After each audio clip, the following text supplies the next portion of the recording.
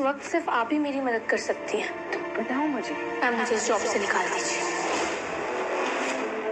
Sir, आपने मुझसे इतना बड़ा झूठ कहा, अपनी जिंदगी का इतना बड़ा सच मुझसे छिपाया, उसके बावजूद मैं आपके सामने सिर्फ इसलिए खड़ी हूँ क्योंकि मुझे लगता है कि इन सब में जितनी गलती आपकी है उतनी गलती मेरी भी। इसलिए मैं एक बार राजनंदिनी जी से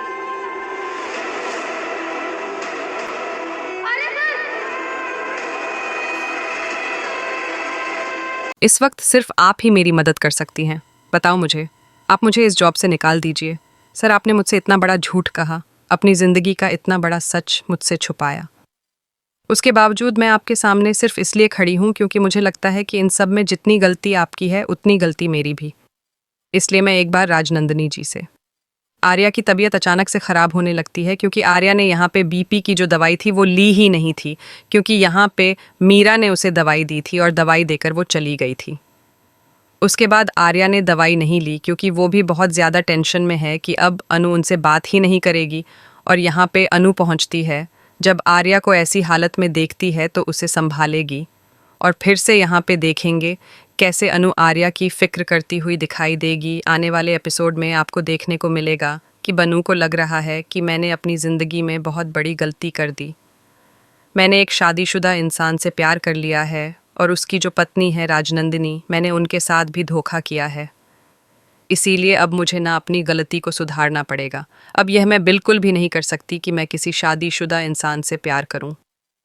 आर्या सर ने तो मेरे साथ बहुत बड़ी गलती की है, लेकिन हाँ, आर्या सर हमेशा इस बात के लिए पीछे हटते रहे। ना ही वह मुझे प्रपोज कर रहे थे और ना ही अपने दिल की बात कह रहे थे। मैं ही उनके पीछे लगी थी। इसलिए अब मुझे अपनी गलती सुधार लेनी चाहिए। मुझे जाकर राजनंदिनी जी से मिलना चाहिए और उन्हें सारी बात बोलना चाहिए और माफ़ी भी मांग लेनी चाहिए। अब वो नहीं चाहती कि वो इस ऑफिस में भी काम करें। इसीलिए अब वहाँ पे वो मीरा की मदद लेना चाहती है और उसे पता है कि मीरा बार बार उसे इस ऑफिस से निकालने के लिए नई नई प्लान बनाती रहती है। तो इस बार वो मीरा से खुद ही कहती है कि आप एक काम कीजिए, आप ना मुझे इस ऑफिस से निकाल दीजिए। मीरा को तो यहाँ पे पहले से ही शक हो रहा है कि इन दोनों के बीच में कुछ तो हुआ है, पर मीरा को ये नहीं पता आखिरकार अनु को हुआ क्या है। और वह भी यहाँ जानने की पूरी कोशिश कर रही है और वह अनु से बार बार पूछती है, पर अनु उसे नहीं बताती है। दूसरी तरफ देखेंगे आर्या अनु से कहते हैं कि अगर तुम्हें अच्छा नहीं लग रहा मेरे आसपास रहना, मुझसे बात करना, तो तुम्हें करने की कोई ज़रूरत नहीं है।